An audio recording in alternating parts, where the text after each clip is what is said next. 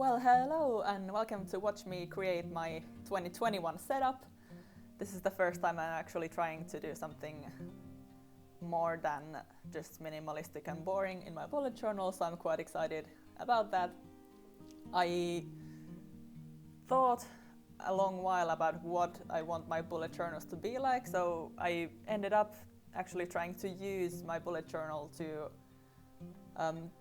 with one stone. Also, I'm trying to learn new things with it and basically using it as a kind of nature journal or nature learning diary. But more on that later, and here I'm just setting up the cheat sheet for the spacing and grids. So here I'm measuring all the spaces of how I can split my page in 3s or 4s. This bullet journal that I have is actually a Scribbles That Matter notebook, so it has the half page markers built into it, which is really useful. So I'm using those. I'm going to use those a lot during the year.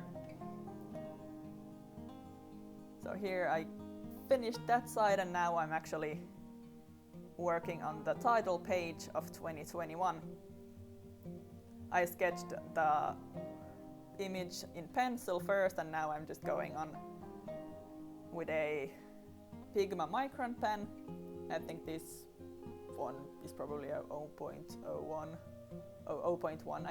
I mean. But that doesn't really matter, it's just a matter of personal preference. So here's the year, and then I'm actually sketching a little small trees behind it. So I tried to find 4 different species that are still related to each other, so I ended up with birches that I can find in Finland.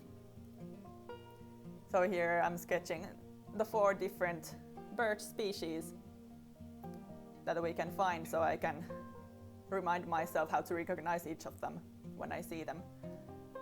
And I apologize for the hair monster showing up a lot in this first section. But anyway, so the first one was the Arctic birch, I think. It's a really small species, like it has teeny tiny leaves and it's basically a bush more than a tree. The second one is, so it is a silver birch that I'm drawing here, and it has a lot more pointy leaves than the other common birch species that's found in the south of Finland. And then in the middle here, behind the second 2, is the Arctic subspecies of the downy birch, which is basically the last species as well. So the last, or the right side 2 ones, are basically of the same species but different subspecies, so they live in different areas and they look a little different.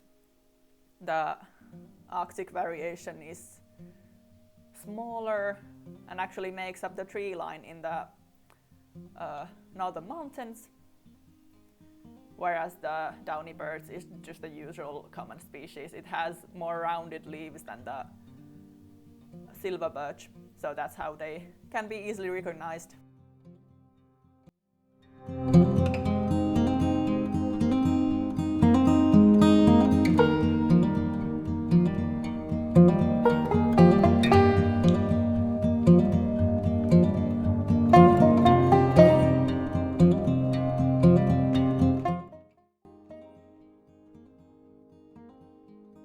And then I'm just writing the Latin names of them all. So the Arctic birch, or whatever it is in English, is called Betula nana in Latin, which I find really cute. And then the others are just different betulas. So I'm writing them down here, and then I'll attack with watercolors. I'm using just a Winsor & Newton small watercolor set, which has these 12 pans, and also a brush with a water container. I haven't really learned how to actually use the normal way with normal brushes and water containers separately. So I'm just using this as I like to use this setup with when I'm drawing outside or doing my nature journaling. So I'm used to it, so I'm using it here as well. I'm adding some color here to make it a little more interesting and a little more useful.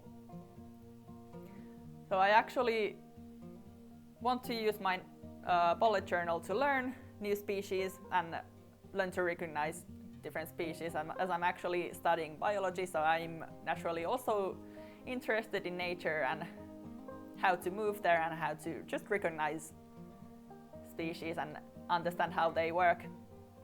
So I thought that this could be a nice way on how to implement and actually force myself to learn them, because I generally never just sit myself down to learn different birds or plants or whatever. So now I'm more or less done with the first stage of painting, so I'm moving on to set up the rest of the spreads that I'm going to have. So here's the future log. Actually, when I sketched these pages in pencil, I completely forgot to include my future log. Thankfully I remembered then before I went on with inks. So I had to just erase everything and include my future log later. Thankfully it was in pencil, so pencil is a great thing. Use it and use it well. And future log is actually a spread I use a lot, so I have basically as much space as possible for every month, and I'm having this 12-month setup, even though I'm going to probably use this bullet journal for only 6 months or even less, depending on how much I use the pages. So here I'm just writing up all the dates before we move on with the next spread. So here I'm writing or creating a goals for different time periods. So the first is 6 months, which is going to be the duration of this bullet journal, and then 1 year and 5 years to kind of have a reminder on where I want to go and constantly check myself if I'm actually working towards those goals.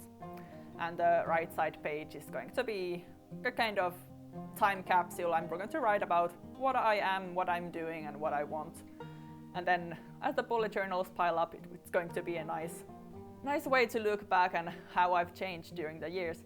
Here I'm going to try a new thing that I haven't done before, which is a money tracker. So I'm going to check my bank accounts, basically, or trying to do it every 15th of the month, and just see how or what savings I have and what expenses I've had doing or how much expenses, how much savings, and how much I have got during the month as well, or earned. And then on the right side I have a wish list of items I might want, and then if the item is more expensive, I'm going to savings or how much I've saved for that item. And here is actually a Finnish spread, since I'm basically just mixing the languages. So on the left side I have stuff I have loaned and borrowed from people.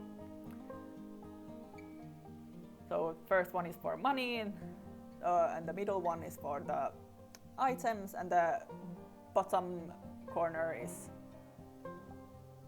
for library loans. And on the right side I have when did I last spread. So there's different household chores that I have to do, and it's easier to see and remember when I have done than if I write them down naturally. And so here I'm trying also to use a follow count spread. Let's see how that one goes. So there's just Instagram and other social medias, and then a video plan for next year or next 6 months. So let's see how I'm interested to see how I'll actually use these, if I do at all. And I'm also, you notice that I've done this little contour around every spread here to add a little more decoration. And then the last spread here is also a little tryout, so for books and movies and series that I have watched. And the right side page is for dances that I have learned, as I actually like to learn new dances, so from usually YouTube videos, so I like J-pop and K-pop dances that I just learn on my own comfort of my home. So here's a little flip through about how this bullet journal looks right now. I'll actually end up adding a little more color, since this Scribbles That Matter notebook is supposed to be 160 GSM, so it should handle watercolor. So I'm just going to use that to my advantage and actually add some color, since I can.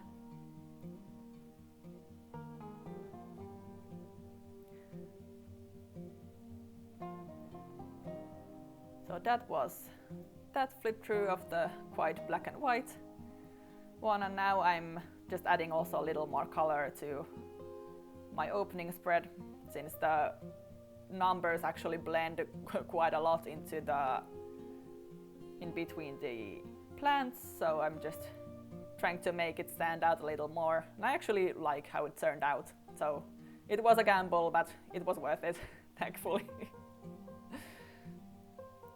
And now I'm just moving my watercolor pens first, somewhere where I can use it and not dip my hand on it. And now I'm just coloring all the spreads with different colors. So the future log got a nice green. Both of them got the same green. The paints actually bled through a little on the left side, but thankfully I was going to add some paints on top of it anyway, so it didn't really matter.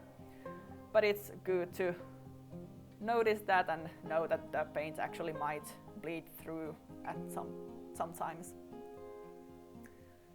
And then I just kept on adding. I didn't do any other decorations on these pages, as well, I was lazy. I didn't have that much time, and actually doing the research and finding new species and everything to add on every single spread is going to be a hassle, especially since I don't even know if I'm going to use these spreads so much. So I just ended up doing this simple spreads, and I had another bullet journal in use for last year, or well, 2020. That one was really minimalist and really simple, as I wanted to just try bullet journaling and how that works for me. So I basically doing what I know best, which is simple and black and white.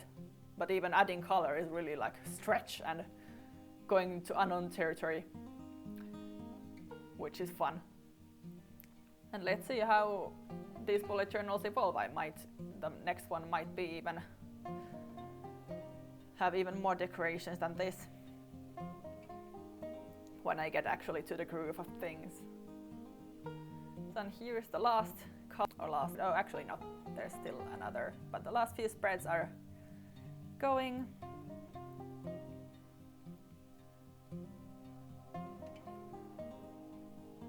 So the video is actually cutting.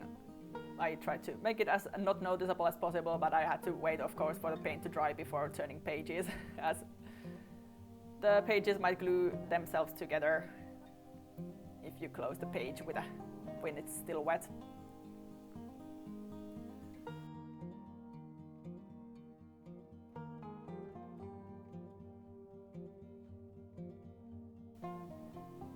And